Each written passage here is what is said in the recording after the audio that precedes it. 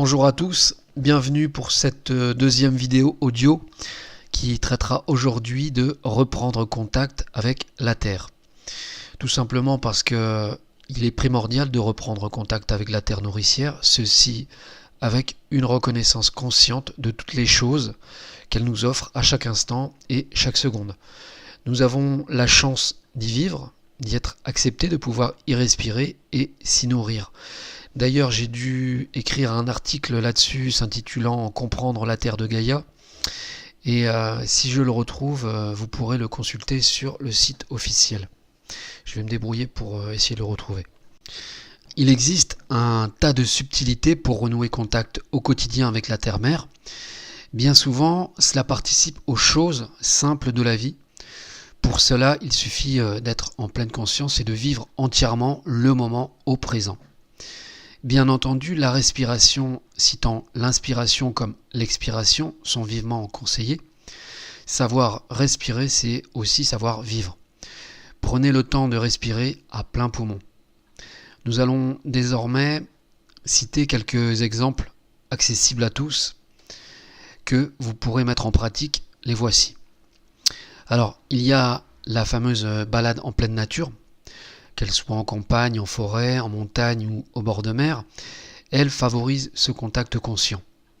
Y prendre du plaisir et savoir apprécier les changements de couleur, de ton, des odeurs, des éléments, des formes et autres, ceci chaque saison est déjà un excellent début qui permettra de vous ancrer en douceur mais aussi de vous régénérer. Il y a tant à découvrir dans la nature, si bien que chaque balade sera pour vous l'occasion d'apprendre et d'observer de nouvelles choses dont vous ne prêtiez pas attention il y a encore peu. Ensuite, le toucher, que je recommande, aura une saveur particulière également, que ce soit l'herbe, les fleurs, les arbres, les racines, les écorces, les mousses, les pierres, enfin bref, le contact de l'eau, de la neige, du bois, du sable, de la terre, des roches, des pierres, des embruns, du vent, de la pluie, de la bruine, etc. va faire que votre perception changera en étant plus à l'écoute de ce qui vous entoure et surtout nettement plus conscient. Dès ce moment, vous serez à même de savourer chaque instant de bonheur, mais surtout, vous accepterez ce que la nature vous propose sans rechigner et sans condition, ceci avec un réel plaisir. Cette acceptation sera là un grand pas, car il est fort possible qu'elle agisse dans votre vie sociale par la suite. Il faut savoir que tout est généralement lié. C'est un mécanisme en fait qui se met en route. Et ça, vous pourrez le constater par vous-même. À partir de ce moment, vous apprécierez chaque petite chose de la vie, comme des étoiles scintillantes dans le ciel, même par temps froid, un coucher de soleil à n'importe quel moment de l'année, la lune se transformant sans cesse avec ses quartiers. En fait, ce tout prendra une autre dimension ainsi qu'une autre importance pour vous. La dernière étape importante dans cette première phase sera ensuite de mettre à profit et de pratiquer consciemment cette communion avec la Terre, ceci sous différentes formes. Celle que je conseille est de ne pas hésiter à ancrer vos pieds volontairement avec le contact de la nature, que ce soit dans l'herbe, dans l'eau, dans le sable, dans la terre, ou carrément sur un tapis chaud et épais en laine durant l'hiver froid, donc chez vous. En prenant le temps de vous concentrer et donc d'être en pleine conscience, vous éprouverez alors un rapprochement et une sensation nettement plus intense. De nombreux pratiquants d'ailleurs de Qigong, de Tai Chi, de yoga et de capoeira optent volontairement pieds nus dans justement ce but qui est d'être en contact avec la Terre. Donc là encore, rien d'anodin.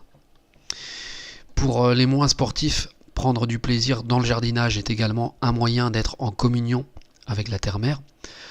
Concernant les personnes habitant en appartement, ils pourront se livrer aux joies des plantes et pourquoi pas en semant des graines dans un pot. Ils verront ainsi cette transformation avec le résultat de ce processus.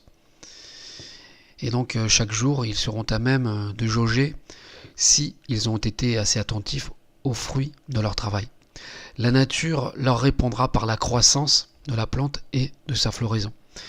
C'est une manière de s'ajuster et de rectifier son attention pour être davantage en accord avec la nature et mieux la comprendre. Alors, parlons à présent de savoir honorer la nature. Il est un point essentiel à citer et à ne pas oublier, qui est celui d'honorer la nature. Cela peut se faire là encore sous différentes formes, propres à chacun, comme celle d'offrande, de bénédiction et même de chuchotement à voix basse, car la nature vous écoute. Vous l'avez compris, cela ne tient qu'à vous de rentrer en communication avec elle, selon ce que vous pensez le mieux. Planter des fleurs ou un arbre est un signe de reconnaissance envers la terre. Ramasser des détritus dans la nature est aussi un acte de reconnaissance. La moindre petite chose participe à cette communion consciente et favorise le visible comme l'invisible, qui sont trop souvent oubliés. Nous ne sommes pas seuls, mais bien entourés, donc il faut en être conscient. Naturellement, cela n'est pas simple à percevoir car différents plans se mêlent dans notre univers. Voilà, je pense avoir résumé brièvement ce contact important pour s'ancrer avec la nature et plus spécialement la terre-mère. Mais il va de soi que vous pourrez pratiquer cette communion consciente sous d'autres formes qui n'ont pas été citées bien sûr. Le principal est d'être sincère et la terre vous le rendra.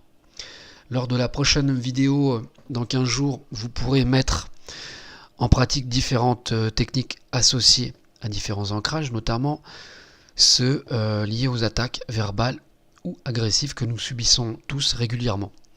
Cet ancrage vous permettra d'être plus en sécurité dans votre fort intérieur et d'être moins déstabilisé, ceci par un travail de visualisation et de méditation. Sur ce, je vous dis à bientôt, au revoir.